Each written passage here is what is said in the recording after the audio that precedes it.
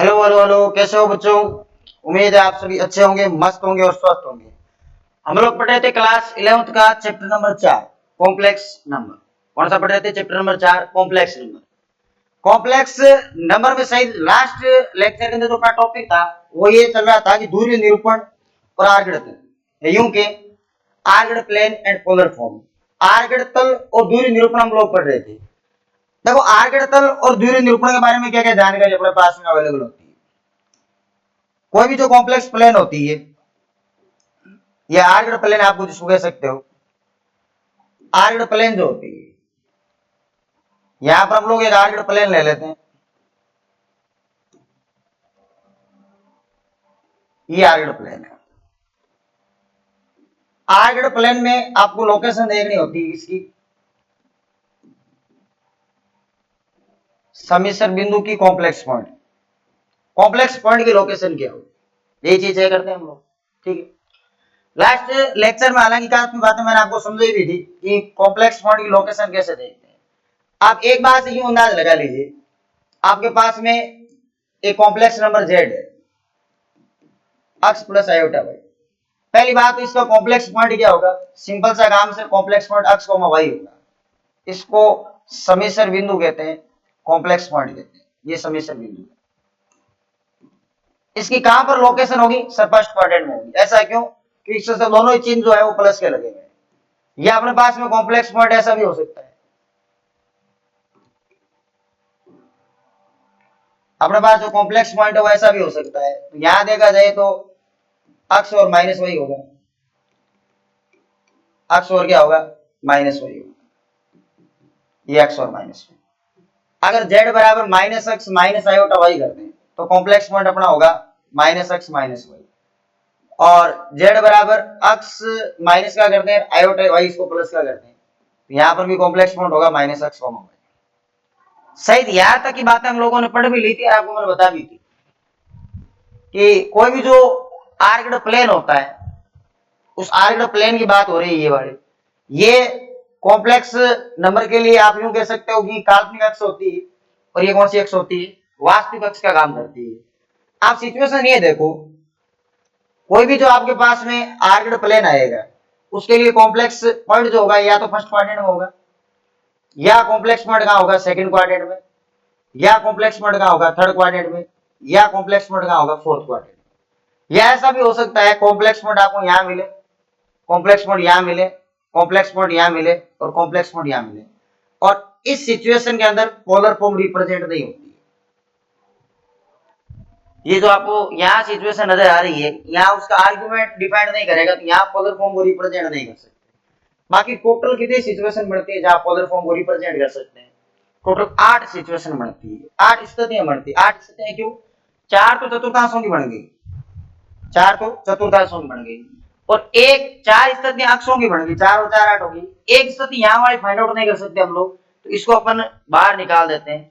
बाकी जितनी भी आप पोजीशन देख पा रहे हो उन सब पर आपको कॉम्प्लेक्स पॉइंट पता लग जाता है। कैसे? मैं कुछ एग्जांपल आपको बताता हूँ। आप इतना बता दो कॉम्प्लेक्स पॉइंट कहां पर है ना? कॉम्प्लेक्स पॉइंट पहचान कैसे? एक्स और वाई की वैल्यू से। आर्क तल में आपको केवल यही सीखना है, बाकी पोलर फॉर्म रिप्रेजेंट करेंगे तब देख लेंगे हम लोग। मान लो मेरे पास z है, ध्यान सुनना बात, और ये 3 + 4 है। फिर से z है, 8 स्थितियां मैं अलग अलग बना रहा हूं। इस बार है मेरे पास 3 प्लस माइनस के 3 प्लस के 4 है। फिर ये कॉम्प्लेक्स नंबर z है, -3 -4 आयोटा। और फिर एक कॉम्प्लेक्स नंबर z है, वो है 3 -4 आयोटा। नंबर 5 पर एक कॉम्प्लेक्स नंबर z है जिसमें केवल 3 लिखा हुआ है। 6 पर z बराबर -3 लिखा हुआ है। 7 पर जो कॉम्प्लेक्स नंबर है वो z बराबर यहां पर है मेरे पास में 3 आयोटा। और 8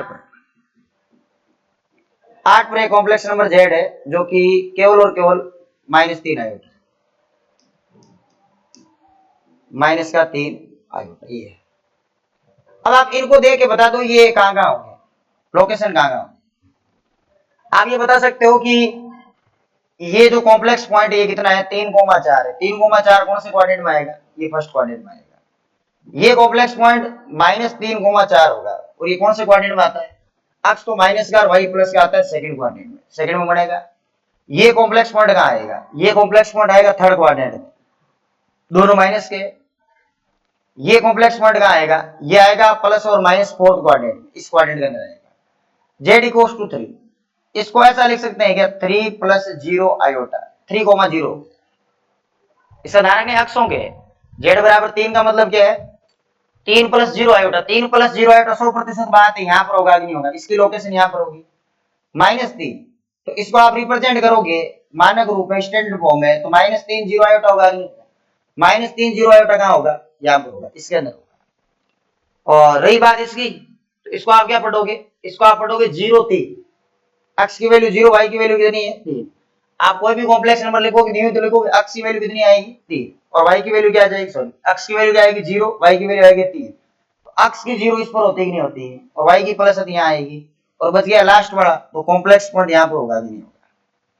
यहां तक हम लोगों ने लास्ट लेक्चर के अंदर डिस्कस कर लिया था कि कोई भी जो कॉम्प्लेक्स नंबर होती है, उसका जो कॉम्प्लेक्स पॉइंट होता है, उसकी लोकेशन कैसे पहचानी जाती है, स्थिति कैसे पहचानी जाती है, इस टाइप से पहचानी। अब मैं आपको इनका दूरी निरूपण सिखा रहा हूं, और बड़े इंपॉर्टेंट टॉपिक है दूरी निरूपण का। जब भी आप, हालांकि एनसीईआरटी ने तो हो सकता है मैं भी इसको काफी किताबों से काट दिया है, अलग अलग जिस भी सिलेबस में आपके जो भी सिलेबस है एनसीईआरटी का, है ना, लेकिन बोर्ड के नजरिए से देखें तो ये बहुत इंपॉर्टेंट टॉपिक इसलिए हो जाता है क्योंकि जैसे आप कंपटीशन एग्जाम दो, कोई सा भी आप कंपटीशन एग्जाम दो, उसके अंदर कॉम्प्लेक्स नंबर का ये मुख्य टॉपिक होता है। क्या होता है, सबसे मुख्य टॉपिक होता है। देखो क्या करें, अब हम लोग इसका दूरी निरूपण देखते हैं। दूरी निरूपण, पोलर रिप्रेजेंटेशन देखते हैं, दूरी निरूपण।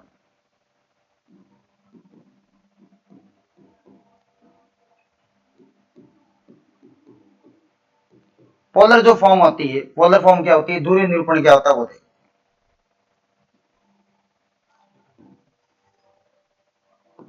देखो दूरी निरूपण के लिए क्या किया जाता है कि एक कॉम्प्लेक्स नंबर जेड है मेरे पास, x प्लस आयोटा वाई, इसका दूरी निरूपण होता है जेड बराबर r cos theta plus iota sine theta. ये किसी भी समिश्र संख्या के लिए, जैसे कोई समिश्र संख्या अपने पास जेड बराबर x प्लस आयोटा वाई है, इस x प्लस आयोटा वाई का जो पोलर फॉर्म होता है वो पोलर फॉर्म ये होता है, इसको कहते हैं पोलर फॉर्म, दूरी निरूपण। दूरी निरूपण निकालने के लिए अपने पास दो चीज होनी जरूरी है। एक तो ये जो थीटा अंदर लिख रखा है, ये वाला, ये जो थीटा आपको नजर आ रहा है, दोनों जगह सेम होगा। एक आपके पास आर होना चाहिए, इसको कहा जाता है मापांक। इसको क्या कहते हैं, मापांक। हमेशा नाम याद रखना इसका, मापांक, मैग्नीट्यूड। ये जो थीटा आपको नजर आ रहा है ना, इसको कहा जाता है, हिंदी में कहते हैं कोणांक। क्या कहते हैं इसको, कोणांक। किसी भी समिश्र संख्या के दूरी निरूपण को प्राप्त करने के लिए उस समिश्र संख्या का मापांक और कोणांक आपको पता होना जरूरी है। एक तो आपको मापांक आना चाहिए, दूसरा आपको क्या आना चाहिए, कोणांक आना चाहिए। एक को मैग्नीट्यूड कहते हैं, एक को आर्ग्यूमेंट कहते हैं। क्या कहते हैं, मैग्नीट्यूड और आर्ग्यूमेंट।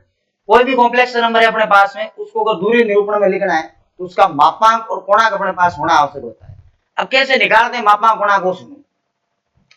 ये जो आर होता है ना, आर हमेशा निकालने का तरीका होता है under of x square plus y square. अब आप ये समझ गए होंगे कि ऐसा हमने पहले भी कई बार देखा है। जैसे ये जो वैल्यू होती है ना, ये वैल्यू होती है मोड जेड के बराबर। ये जानते हो ना, किसी भी समिश्र संख्या का मापांक कैसे निकालते हैं। मापांक एक टॉपिक आया था अपने, आर जो होता है मापांक जेड के बराबर होता है। यानी यहां से आप कॉम्प्लेक्स पॉइंट देखोगे, पहले कॉम्प्लेक्स पॉइंट कितना है, एक्स कोमा वाई है। कॉम्प्लेक्स पॉइंट क्या है, एक्स कोमा वाई। अगर आपका complex point x comma y है तो यहाँ पर आप x square plus y square, चाहे minus x comma minus y है तो भी प्लस का ही होगा। यानी आर की जो वैल्यू होती है मोड जेड के बराबर होती है। आप किसी भी क्वेश्चन में निकाल सकते हो, आर की वैल्यू हमेशा किसके इक्वल होगी, मोड जेड की। मोड जेड का मतलब वो ये पॉजिटिव होगा हमेशा, और हमेशा क्या होगा, पॉजिटिव होगा। आप कोई भी लोकेशन देख लो, की स्थिति देख लो, हालांकि इसको ग्राफ में भी आप दर्शा सकते हो इस टाइप से, हालांकि इतनी आवश्यकता इसकी नहीं पड़ती है क्योंकि सीधा निकाल लिया जाता है। मान लो P है अपने पास complex point x comma y है, ठीक है, और यहां से आप देख लो ये आपका R होता है, ये R होगा।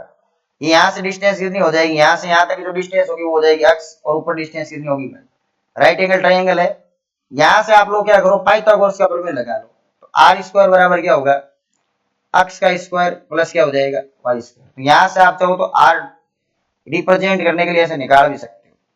ये बेसिक सी चीज है, आप आर बड़े आराम से निकाल सकते हो। और यहाँ आपको ये पता लगेगा किसी भी ट्रायंगल की साइड नेगेटिव नहीं आनी। तो आर निकालने का तरीका ये भी होता है, चाहे आप इससे निकाल लो, कोई समस्या वाली कहानी नहीं होती। अब यहाँ पर बचता जो थीटा है ना, ये सबसे इंपॉर्टेंट बात है। ये थीटा क्या होता है, ध्यान ये दें, थीटा को समिश्र संख्या का, थीटा को समिश्र संख्या का मुख्य आयाम या मुख्य कोणांक नाम ले लो, मुख्य कोणांक। मुख्य कोणांक, कोणांक का मतलब यहां पर क्या होता है, कोणांक का मतलब होता है आर्ग्यूमेंट। आर्ग्यूमेंट, मुख्य कोणांक, आर्ग्यूमेंट या आयाम कहा जाता है। आयाम का मतलब होता है एम्पलीट्यूड, इसका भी लिख लेना। आयाम मतलब यहां पर एम्पलीट्यूड, एम्पलीट्यूड कहा जाता है। जो आपको यहाँ थीटा नजर आ रहा है वो समिश्र संख्या क्या कहलाता है, मुख्य आयाम या कोणांक कहलाता है। ये बात बहुत इंपॉर्टेंट ध्यान रखना, क्योंकि कभी कभी आपके कंफ्यूजन हो जाता है कि आर्ग्यूमेंट ए आर जी लिखता है, ऐसे लिखता है, कभी कभी ए एम पी लिखता है, तो दोनों में डिफरेंस भी होता है। ये भी ध्यान रखना, ये जो थीटा होता है इस थीटा कहते हैं आर्ग्यूमेंट और एम्पलीट्यूड। रेंज में जब लाते हैं तब आर्ग्यूमेंट होता है और नॉर्मली एम्पलीट्यूड भी होता है। एम्पलीट्यूड कम यूज में लिया जाता है, आर्ग्यूमेंट यूज में ज्यादा लिया जाएगा। हमेशा ध्यान यही रखो, ये थीटा जो होता है यहाँ पर, ये थीटा आर्ग्यूमेंट ऑफ जेड के बराबर होता है। किसके बराबर होता है, थीटा आर्ग्यूमेंट ऑफ जेड के बराबर। यहाँ पर जो आपको आर्ग्यूमेंट नजर आ रहा है, इस आर्ग्यूमेंट ऑफ जेड के बराबर कौन होगा, थीटा। थीटा बराबर होता है आर्ग्यूमेंट ऑफ जेड। अब जो थीटा का मान होता है वो मान कहां से कहां तक होता है, इस आर्ग्यूमेंट ऑफ जेड को बोल दो, चाहे आप थीटा को बोल दो, इसकी जो वैल्यू होगी वो हमेशा माइनस पाई से बड़ी होती है, प्लस पाई के बराबर, प्लस पाई से क्या होती है, छोटी होती है। यदि कोई क्वेश्चन ऐसा आया, यदि आर्ग्यूमेंट ऑफ जेड का मान, आर्ग्यूमेंट ऑफ जेड का मान पाई से अधिक है, पाई से अधिक है, तो उसमें से 2 पाई घटा देते हैं, उसमें से 2 पाई घटा दिया जाता है। अब आप सोचोगे कैसे पोलर रिप्रेजेंटेशन होगा, कैसे हम लोग लिखेंगे, सब चीजें सीखेंगे। आप केवल फिलहाल इतना ध्यान दो कि आप आर निकाल सकते हो किसी भी क्वेश्चन के लिए, आर से हम निकाल लेंगे। आर का मतलब होता है मोड जेड के बराबर होता है। लेकिन आर्ग्यूमेंट ऑफ जेड कैसे निकाले वो सुनो। अगर आपके पास में समिश्र बिंदु, कॉम्प्लेक्स पॉइंट, ध्यान सुनना ये बात, पहले हम लोग केवल चतुर्थांशों की बात करेंगे। समिश्र बिंदु अगर आपके पास में पहले चतुर्थांश में, तो आर्ग्यूमेंट ऑफ जेड जो होगा वो आप जो थीटा निकालोगे उसी के इक्वल होगा। अगर कॉम्प्लेक्स पॉइंट सेकंड क्वाड्रेंट में है तो आर्ग्यूमेंट ऑफ जो जेड होता है, तो जो आप थीटा निकालोगे उस थीटा को पाई में से घटाना है। थीटा कैसे निकालना वो भी सुनेंगे और वो भी समझेंगे कैसे निकालेंगे। थर्ड क्वाड्रेंट में तो थीटा में से पाई को घटाएंगे, और अगर फोर्थ क्वाड्रेंट में तो आप आर्ग्यूमेंट ऑफ जो जेड निकालोगे वो माइनस थीटा के बराबर आएगा। अब ये थीटा कैसे निकालते हैं, थीटा निकालने का सूत्र होता है टेन थीटा। टेन थीटा बराबर mod of y upon x, इसको याद रखें। टेन थीटा बराबर mod of y upon x, इसको याद रखें। अब जितनी भी मैंने बातें लिखी है ना, सारी ऊपर से गई है फिलहाल, कि पता नहीं क्या हुआ है। अब सारी दिमाग में आने वाली वापस एक एक बात हम लोग समझने वाले हैं कि कैसे कोई भी जो समिश्र संख्या होती है उसको दूरी निरूपण पर रिप्रेजेंट करते हैं या लिखते कैसे। मान लो मेरे पास एक समिश्र संख्या है, एग्जांपल ले रहा हूं मैं, z बराबर 1 प्लस आयोटा है। आप ये समझ गए क्या कि सर इसका समिश्र बिंदु 1,1 है और समिश्र बिंदु पहले चतुर्थांश में। इस कॉम्प्लेक्स नंबर का जो कॉम्प्लेक्स पॉइंट है वो 1,1 है और ये फर्स्ट क्वाड्रेंट है। इस समिश्र संख्या का समिश्र बिंदु कितना 1, 1 और कौन से में पहले चतुर्थांश में है कि नहीं। कोई भी जो कॉम्प्लेक्स नंबर होती है उसका जो पोलर फॉर्म होता है वो क्या होता है सर, z बराबर r cos theta plus iota sin theta होता है। हाँ, ये बात आप भी जानते हो और मैं भी जानता हूं कि z बराबर क्या होता है r cos थीटा प्लस क्या होता है sin थीटा होता है। अब मैं आपसे ये कहना चाह रहा हूं कि यहां से r बता दोगे क्या। हाँ सर, r और मोड z बराबर ही होते हैं, तो हम लोग रूट में अक्ष का स्क्वायर मतलब a का स्क्वायर कर लेंगे, y स्क्वायर मतलब b का स्क्वायर कर लेंगे, तो r बराबर हमारे पास आ जाएगा अंडर रूट के अंदर 2। यहां तक एकदम क्लियर बात है। आप किसी भी क्वेश्चन में r बड़े आराम से निकाल सकते हैं, r एकदम इजी काम होता है, मापांक z के बराबर होता है। यहां से r तो मैंने प्राप्त कर लिया, अब रह गया कौन मेरा थीटा। थीटा मतलब आर्ग्यूमेंट ऑफ z रह गया। इस थीटा का मतलब आर्ग्यूमेंट ऑफ z होता है। यहां से जो थीटा निकालते हैं वो थीटा अलग होता है और ये थीटा अलग होता है। ये मुख्य आयाम या कोणांक होता है ध्यान रखना, और ये कोण होता है। थीटा कैसे निकालना है, आपके पास में टेन थीटा देखो आपका फॉर्मूला है कोणांक निकालने के लिए, ये लो। इसमें आप y की जगह वैल्यू रख दो और x की जगह वैल्यू रख दो। y की जगह वैल्यू कितनी है 1, x की जगह कितनी है 1। आप ये तो जानते हो ना टेन थीटा बराबर 1 है, तो थीटा बराबर 45 डिग्री होता है, जिसको रेडियन में पाई बाई 4 बोलते हैं। ये जानते हो क्या आप, चलो इसको बंद नहीं करते हैं, थीटा बराबर पाई बाई 4। अब आप खुश होके इसकी वैल्यू डायरेक्ट यहां नहीं रखोगे, ये ध्यान रखना। ये जो थीटा आप यहां पढ़ रहे हो वो थीटा नहीं है, ये मुख्य आयाम या कोणांक है। आर्ग्यूमेंट ऑफ जेड निकालना आपको, इस थीटा का मतलब है आर्ग्यूमेंट ऑफ जेड। वो कैसे पता करते हैं कि अगर आपका कॉम्प्लेक्स पॉइंट समिश्र बिंदु कहां पर है उस पर निर्भर करता है। सर समिश्र बिंदु हमारा प्रथम चतुर्थांश में है, तो प्रथम चतुर्थांश यहां से देखो आप, यहां से प्रथम चतुर्थांश देखो क्या कह रहा है कि अगर प्रथम चतुर्थांश में होगा तो आर्ग्यूमेंट ऑफ जेड है वो थीटा के बराबर होगा। थीटा कौन से के बराबर होगा, जो आपने यहां से निकाला है, जो आपने यहां से निकाला है। तो यहां से आर्ग्यूमेंट ऑफ जेड बराबर किसके होगा, थीटा के बराबर होगा। तो बताओ यहां से आर्ग्यूमेंट ऑफ जेड क्या होगा, आर्ग्यूमेंट ऑफ जेड होगा पाई बाई 4, जो थीटा के बराबर हो रहा है। कारण क्या है, फर्स्ट क्वाड्रेंट, यहां से समिश्र बिंदु कौन से पहले में है कि नहीं। अब आप क्या करोगे, इसको देखो आर्ग्यूमेंट आ गया, आर आ गया, तो यहां से कॉम्प्लेक्स नंबर जेड क्या होगी सर, आर कितना आया, आर आया √2, ये √2 आ गया। थीटा की केवल वैल्यू रखनी है और आपको केवल रिप्रेजेंट करके लिखना है, वैल्यूज यहां पर पुट नहीं करनी है। Pi by 4 plus iota sine pi by 4, ये कोई कॉम्प्लेक्स नंबर है, इसको पोलर फॉर्म में रिप्रेजेंट किया गया है इस टाइप से। ये अब तो कोई परेशानी है, परेशानी किसमें आती है, परेशानी आती है इसका एकदम मैं शॉर्टकट मेथड आपको बताया है, बाकी कुछ नहीं करना है। आर की वैल्यू निकालने में आप एक्सपर्ट हो, कोई दिक्कत वाली कहानी नहीं है।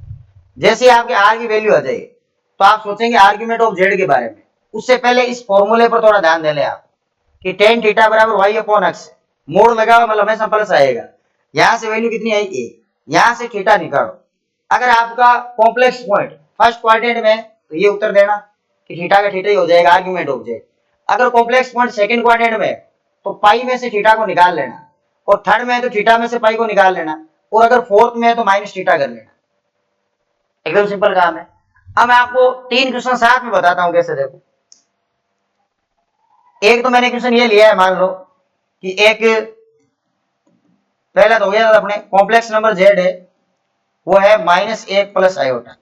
ध्यान सुनना बात, ये मेरा पहला क्वेश्चन रहेगा। और एक मैं ये पूछना चाह रहा हूं कॉम्प्लेक्स नंबर जेड है -1 माइनस आयोटा, -1 माइनस आयोटा। एक मैंने कर दिया है, दूसरा और ये तीसरा। और एक मेरा क्वेश्चन ये रहेगा कि कॉम्प्लेक्स नंबर जेड है और वो है 1 माइनस आयोटा, इसको भी पोलर फॉर्म में रिप्रेजेंट करना है। ये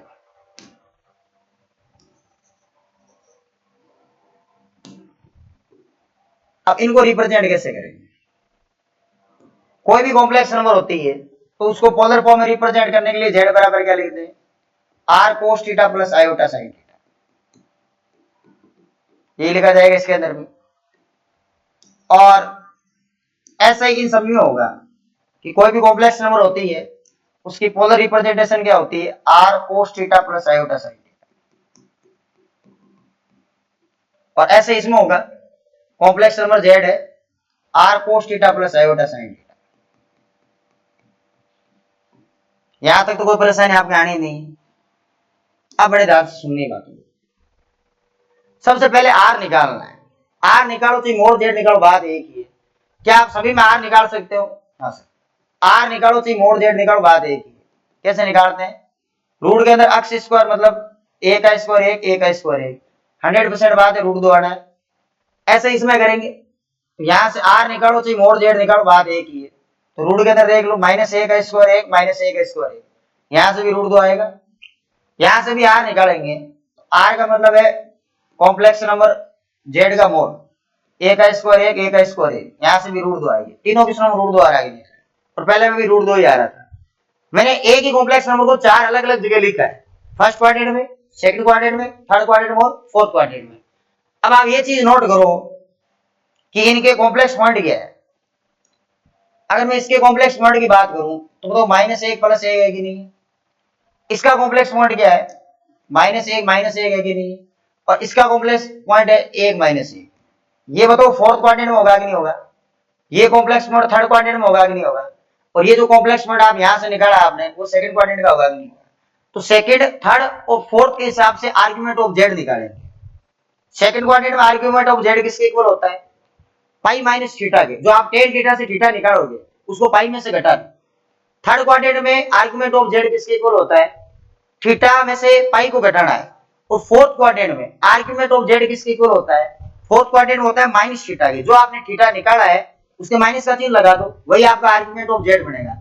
याद रहे, पोलर फॉर्म में जो थीटा होता है वो आर्गुमेंट ऑफ जेड के इक्वल होता है। और टेन थीटा से जो थीटा निकालते हैं उस पर निर्धारित नहीं होता है। आर्गुमेंट ऑफ जेड अलग चीज है और टेन थीटा जो आप थीटा निकाल रहे हो वो अलग चीज है। ये मुख्य कोणांक नहीं है जो टेन थीटा आप निकाल रहे हो, जबकि जो यहाँ थीटा लिखा हुआ है वो आर्गुमेंट ऑफ जेड है, ये इसका मुख्य कोणांक है।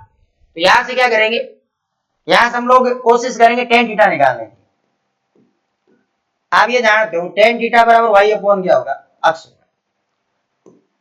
मोड़ लगा हुआ है तो आप माइनस की चिंता ही मत करो, यहां मोड़ लगा हुआ है तो माइनस की चिंता नहीं करेंगे। तो ऊपर अक्ष की वैल्यू, वाई की वैल्यू +1 है और यहाँ -1 है, तो माइनस से प्लस हो जाएगा क्योंकि मोड़ लगा हुआ, ध्यान रखना। अगर ऐसे दो खड़ी लाइन है, अगर ऐसे लिखा हुआ कि प्लस का 2 होगा, इसको मापांक का चिन्ह कहते हैं, ध्यान रखना। आगे फंक्शन के अंदर आएगा भी, माइनस को प्लस कर दो, टेन थीटा बराबर आया 1, थीटा बराबर आएगा π/4, 45 डिग्री। π/4 आ गया। आप ये बताओ आर्गुमेंट ऑफ जेड क्या होगा? आर्गुमेंट ऑफ जेड क्या होगा? क्योंकि कॉम्प्लेक्स पॉइंट कहां पर है? समिश्र बिंदु -1 और 1 है, और ये कौन से क्वाड्रेंट में? सेकंड क्वाड्रेंट में। तो argument of Z second quadrant में क्या होता है? Pi minus theta. यही देखा था हम लोग, ये रहा पाई माइनस थीटा। तो क्या करेंगे, पाई में से थीटा को घटा देंगे। थीटा मतलब π/4 है, पाई में से जैसे ही π/4 माइनस किया 3π/4 आ गया। अब 3π/4 अंडर रेंज होना चाहिए। अंडर रेंज कौन सी में? आर्गुमेंट ऑफ जेड की रेंज है ये वाली, कहा लिखी थी इसको? आर्गुमेंट ऑफ जेड की रेंज ये रही, इस रेंज में। इसका जो उत्तर है वो या तो -180 से बड़ा होना चाहिए या +180 के बराबर या उसी का होना चाहिए, छोटा होना चाहिए, तभी इसको निर्धारित किया जा सकता है। ठीक है, चलो ये इसके अंदर ही आ रहा है, कोई दिक्कत वाली गाड़ी नहीं है। कहाँ लिखेंगे? इसके अंदर। तो बताओ कॉम्प्लेक्स नंबर जो जेड है, आर की वैल्यू √2 आएगी नहीं? यहाँ बताओ यहाँ क्या होगा? कोस, यहाँ होगा 3π/4 प्लस आयोटा साइन, और यहाँ भी क्या होगा? 3π/4 होगा। ये उत्तर मिलने वाला है आपको। अब देख लो इसमें कोई दिक्कत है, ऐसे इन दोनों के भी निकालने पड़ेंगे। क्या आप ये समझ पा रहे हैं कि अगर मैं आपको इसमें से पूछूं तो आप जवाब दे सकते हैं क्या? ये है tan theta, mode of π/x। अब आप ये समझदार हो गए हो कि सर यहाँ कुछ भी रख लो, आपने सेम इक्वेशन बनाए हैं, यहाँ +1 आएगा सामने, तो थीटा 100% बात है π/4 ही आएगा। π/4 तो आएगा, लेकिन समस्या मेरी किसकी है? आर्गुमेंट की। आर्गुमेंट की मेरी समस्या क्यों हो रही है? क्योंकि बार बार ये चेंज कर रहा है क्वाड्रेंट। अब कौन से क्वाड्रेंट में आया? थर्ड क्वाड्रेंट में। थर्ड क्वाड्रेंट में आर्ग्यूमेंट ऑफ जेड कैसे होता है कि सर थीटा में से पाई को घटाया जाता है। अब थीटा कितना आप देखो, थीटा अपने पास में पाई/4, पाई/4 में से किसको घटाएंगे, पाई को, तो वो तो यहां से क्या आएगा -3 पाई/4 आएगा नहीं। जैसे ही आप थीटा मतलब पाई/4 में से पाई घटाओगे तो 4 को एलसीएम ले लो, तो यहां से पाई/4 में से पाई जाएगा -3 पाई/4 होगा आगे, -3 पाई/4। थीटा की वैल्यू, आर्ग्यूमेंट ऑफ जेड की वैल्यू क्या आ गई -3 पाई/4 आ गई, और अपने पास में आर की वैल्यू यहाँ पर 2 है, तो यहां से कॉम्प्लेक्स नंबर जेड को रिप्रेजेंट करो, यहाँ क्या आएगा √2 आएगा, आया। और थीटा, थीटा की जो वैल्यू है वो -3 पाई/4 है, plus iota sine theta, theta की फिर से जो वैल्यू है वो -3 पाई/4 है, ये -3 पाई/4, ठीक है। इसको मैं बंद कर देता हूं। ये कॉम्प्लेक्स नंबर इस थर्ड वाले के लिए रिप्रेजेंटेशन है, किसी भी कॉम्प्लेक्स नंबर के लिए दूरी निरूपण पोलर रिप्रेजेंटेशन है। ये नॉर्मल कोई कॉम्प्लेक्स नंबर है, इसका रिप्रेजेंटेशन करेंगे तो ये जेड इस टाइप से बनेगा। अब आपके पास ये क्वेश्चन है लास्ट, इसका आप अपना आप देखोगे क्या हो, क्या आप डायरेक्ट लिख सकते हो, सोचो देखिए क्या उत्तर आएगा कि सर यहां से tan थीटा निकालेंगे 100% पाई/4 है। ये मोड का जो चिन्ह लगा हुआ है, ये चिन्ह क्या करता है माइनस को प्लस बना देता है, ये प्रॉपर्टी होती है मोड की, मॉडुलस फंक्शन की। फंक्शन के अंदर पढ़ा जाएगा इसको कि दो खड़ी लाइनें से अंदर नेगेटिव बाहर आएगा क्या हो जाएगा पॉजिटिव, तो 100% बात है tan थीटा का उत्तर इसमें भी एक आएगा। थीटा 100% बात है पाई/4 आएगा, लेकिन ये कॉम्प्लेक्स पॉइंट कौन से क्वाड्रेंट में, फोर्थ क्वाड्रेंट में, तो क्या आपको मैं ये कह दूं कि आर्गुमेंट ऑफ जो जेड आएगा यहां से वो डायरेक्टली कितना आ जाएगा, वो -पाई/4 आ जाएगा, क्योंकि फोर्थ क्वाड्रेंट में आर्गुमेंट ऑफ जो जेड होता है वो -थीटा के इक्वल होता है, तो यहाँ -पाई/4 के इक्वल आएगा कि नहीं, एकदम क्लियर बात है। तो इसको कॉम्प्लेक्स नंबर को, इस कॉम्प्लेक्स नंबर को पोलर फॉर्म में कैसे लिखें, आर, आर मतलब है सर √2, थीटा की जगह आप -पाई/4 कर दो, आयोटा है, फिर आप थीटा की जगह -पाई/4 कर दो, ये आपकी पोलर फॉर्म है। अब देख लो ध्यान से, कोई दिक्कत है क्या किया मैंने एक ऐसा एग्जांपल लिया पोलर फॉर्म का जिसका कॉम्प्लेक्स पॉइंट फर्स्ट क्वाड्रेंट में भी है, सेकंड में भी है, थर्ड में भी है और फोर्थ में भी है। तो चारों पर क्वेश्चन कैसे बढ़ते हैं वो चारों पर क्वेश्चन मैंने आपको बताया। अब आपके पास कैसे रिप्रेजेंटेशन दे दे, कैसी कॉम्प्लेक्स नंबर दे दे, तो आप क्वाड्रेंट देख लो, क्वाड्रेंट देख के आप इसका उत्तर दे सकते हो आर्गुमेंट ऑफ जेड का, और बाकी आर की कोई दिक्कत ही नहीं है, मोड जेड के बराबर हो रहा है, किसी भी क्वेश्चन निकाला जा सकता है। अब अपने पास समस्या ये आती है कि अगर मान लो ऐसा नहीं आके 8 क्वेश्चन बताए मैंने टोटल आपको आर के तल में, कितने 8, 8 में से 4 तो हो गए, कितने हो गए 8 में से 4, 4 बचे हो,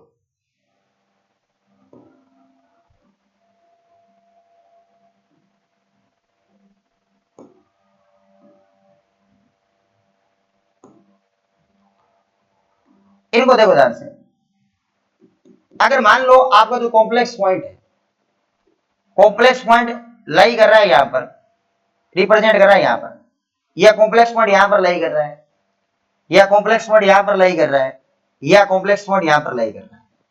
अब मेरी बात ध्यान से सुनिए, अगर कॉम्प्लेक्स पॉइंट यहां लाई करे तो आप डायरेक्ट याद रखना उस कॉम्प्लेक्स नंबर का आर्गुमेंट ऑफ जेड होगा वो 0 होगा, निकाला मैंने उसी फॉर्मूले से, डायरेक्ट याद रखना आप आर्गुमेंट ऑफ जेड क्या होगा।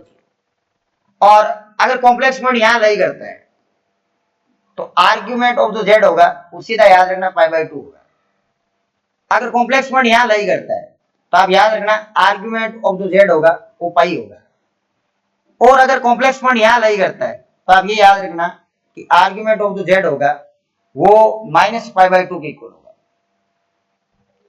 और अगर यहां लाई करता है तो यहां लिख देना ज्ञात नहीं कर सकते, नॉट डिफाइंड, ज्ञात नहीं कर सकते, यहां बता ही नहीं सकते। ये अब हो गई टोटल सिचुएशन। अब आपके दिमाग फिर आ रहा होगा कि फिर ये कौन सा चक्कर आ गया। चक्कर ये है कि यहां इनको देखो ध्यान से, आपने जितने भी लिखे, ये पहला लिखा फर्स्ट क्वाड्रेंट में, सेकंड में, थर्ड में, फोर्थ में, हो गए 4 क्वेश्चन। यहां वापस आ जाओ, आर के तल पर आ जाओ, कितने क्वेश्चन बताए मैंने टोटल आपको 8, कितने बताए 8, कि या तो आपकी कोई भी कॉम्प्लेक्स पॉइंट जो होगा वो क्वाड्रेंट के अंदर होगा या अक्षों के ऊपर होगा। जब अक्षों के ऊपर आएगा तो दूरी निरूपण क्या होगा वो भी सीखना है, और क्वाड्रेंटों में आ जाएगा तो दूरी निरूपण क्या होगा वो भी सीखना है। तो आपने पोलर फॉर्म सीख तो ली है, लेकिन आपने किसकी सीखी है फिलहाल, कि हम लोग 3 तो क्वाड्रेंट यहां वाला कर लिए और एक यहां वाला, 4 क्वाड्रेंट की सीख गए। अब हम लोग सीखेंगे अक्षों के ऊपर। अक्षों के ऊपर कैसे आते हैं क्वेश्चन, इनको तो मैं एक एक लाइन में डायरेक्ट खत्म करने वाला हूं। फिर से मैं 4 क्वेश्चन लिख रहा हूं। जेड बराबर मेरे पास 3 है, जेड बराबर -3 है, और चौथा जो क्वेश्चन रहेगा, सॉरी तीसरा, वो मेरा रहेगा जेड बराबर 3 आयोटा, और चौथा रहेगा जेड बराबर -3 आयोटा। अब आप बात मेरी समझ गए होंगे कि सर ऐसे उदाहरण क्यों लिए, जेड बराबर -3 प्लस 3 आयोटा -3 आयोटा क्यों लिया, इससे आपको ये अंदाज बैठ गया होगा कि कॉम्प्लेक्स पॉइंट कहां कहां होंगे। इसको 3,0 बोलते हैं, यहां पर होगा कि नहीं होगा, इसको क्या बोलेंगे 0 + 3 आयोटा, तो 0 और 3 कहां होगा, यहां होगा, -3,0 यहां होगा, 0, -3 यहां पर हो जाएगा, चारों जगह आ गया। इसको अगर मैं यूं लिखूं जेड बराबर 3 + 0 आयोटा, तो आप इसका कॉम्प्लेक्स पॉइंट देख सकते हो 3,0 धनात्मक अक्ष पर होगा। इसको अगर मैं ऐसा लिखूं -3 + 0 आयोटा, तो आप इसका कॉम्प्लेक्स पॉइंट देख लो -3,0 ऋणात्मक अक्ष पर हो रहा है। और अगर मैं इसका कॉम्प्लेक्स पॉइंट देखूं तो इसको मैं लिखूंगा 0 + 3 आयोटा, तो इसका कॉम्प्लेक्स पॉइंट समीकरण बिंदु आएगा 0,3 पॉजिटिव वाई पर।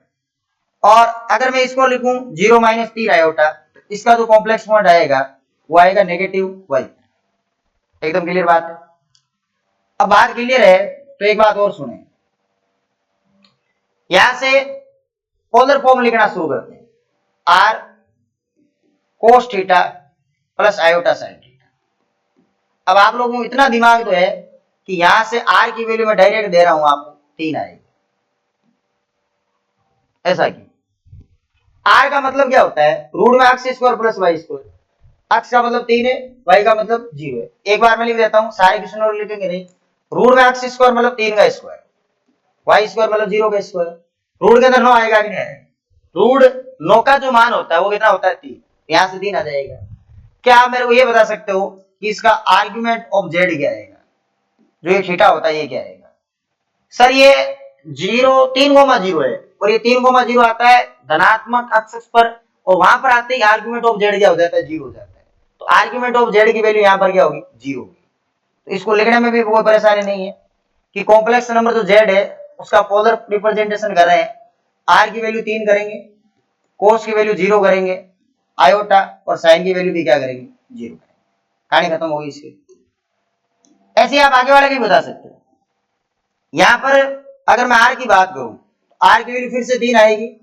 आगे बता पा रहे हो गया कि आर्ग्यूमेंट ऑफ जेड क्या आएगा, कहां पर है ये देखो, ये नेगेटिव एक्सिस पर है, नेगेटिव अक्ष ये है, आर्ग्यूमेंट ऑफ जेड कितना होगा, आर्ग्यूमेंट ऑफ जेड होगा पाई, ये पाई हो गया। पोलर रिप्रेजेंटेशन कैसे करते हैं, ये रही जेड बराबर, आर का मतलब कितना है 3 है, ये 3 है, ये कोस है, ये कोस, थीटा मतलब कितना होगा, थीटा मतलब सर आर्ग्यूमेंट ऑफ जेड पाई है, फिर से आयोटा आ रहा है, सर आर्ग्यूमेंट ऑफ जेड पाई है, ये पाई हो गया।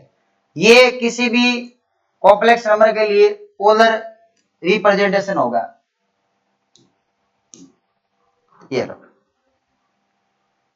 क्या कोई प्रॉब्लम आ रही है इसमें, नहीं आ रही सर, क्या आप इसका बता पा रहे हो, हाँ सर, आर की वैल्यू जो आएगी वो 3 आएगी फिर से। फिर हम आर्गुमेंट ऑफ जेड बताने का प्रयास कर रहे हैं, और ये देखने का प्रयास कर रहे हैं कहां पर है, ये वाई पर है, पॉजिटिव वाई पर, पॉजिटिव वाई पर आर्गुमेंट ऑफ जेड होता है पाई बाई 2। तो दिखती सी कहानी ये है कि जेड बराबर क्या आएगा आर, आर मतलब कितना होगा फिर से 3 हुआ, यहां से कोस, थीटा मतलब होगा पाई बाई 2, आयोटा फिर से थीटा मतलब क्या हो जाएगा पाई बाई 2, ये पाई बाई 2 काम खत्म हो गया इसका। अगर मैं इसकी बात करूं तो फिर से आप यही कहोगे सर आर का मतलब 3 है, और argument of Z, complex point कहां पर है, कॉम्प्लेक्स पॉइंट नजर आ रहा है आपको नेगेटिव वाई के ऊपर, तो यहां से आर्ग्यूमेंट ऑफ जेड होगा -पाई बाई 2 होगा, तो यहां से पोलर रिप्रेजेंटेशन जेड बराबर, आर का मतलब कितना होगा 3 होगा, यहां से कोस है, ये कोस, थीटा मतलब कितना हो गया minus of cos of -pi by 2, iota फिर से साइन, थीटा मतलब हो गया -पाई बाई 2, ये -पाई बाई 2, ये पोलर रिप्रेजेंटेशन। अब गाड़ी समझ में आ रही है, 4 और 4 8, 8 अलग अलग जगह मैंने कॉम्प्लेक्स पॉइंट रखा और सबके लिए पोलर रिप्रेजेंटेशन दूरी निरूपण प्रदर्शित किया। आप देख सकते हो किसी प्रकार की टॉपिक में दिक्कत नहीं आनी चाहिए। बाकी जो टॉपिक है या क्वेश्चन है वो हम लोग नेक्स्ट लेक्चर के अंदर देखने वाले हैं। इसके अंदर देख लो किसी प्रकार आर्गड तल में, इसको आर्गड प्लेन बोलते हैं। अलग अलग कॉम्प्लेक्स पॉइंट को लिखना आना चाहिए आर्गड प्लेन में, और कुछ नहीं है। यहाँ देख लो दूरी निरूपण में 8 तरीके होते हैं। 4 तो चतुर्थांशों में, एक ये हो गया, 3 ये हो गया। कौन सा गया है, सॉरी, यहाँ पर आर निकालना सीखा है और इसके बारे में आर्गुमेंट ऑफ जेड के बारे में डिटेल है। यहाँ पर देख लो आप, ये 4 चतुर्थांशों के तरीके, आर्गुमेंट ऑफ जेड कैसे निकालते, आर निकालने में से कोई दिक्कत नहीं आती। 3 क्वेश्चन ये हो गए और एक ही पीछे हो गया, 4 चतुर्थांश हो गए। और ये आपके 4 जो क्वेश्चन है वो किसके हो गए, अक्षों के हो गए। इनमें किसी भी प्रकार की कोई दिक्कत है, प्रॉब्लम है तो वो आप देख सकते हैं। अगर आपके किसी भी प्रकार की कोई भी समस्या होती है तो आप कमेंट करके उस टॉपिक का नाम लिख दीजिए, या जो भी आपके बुक के कोई एग्जाम्पल है, क्वेश्चन है, उनको आप कमेंट करके लिख दीजिए।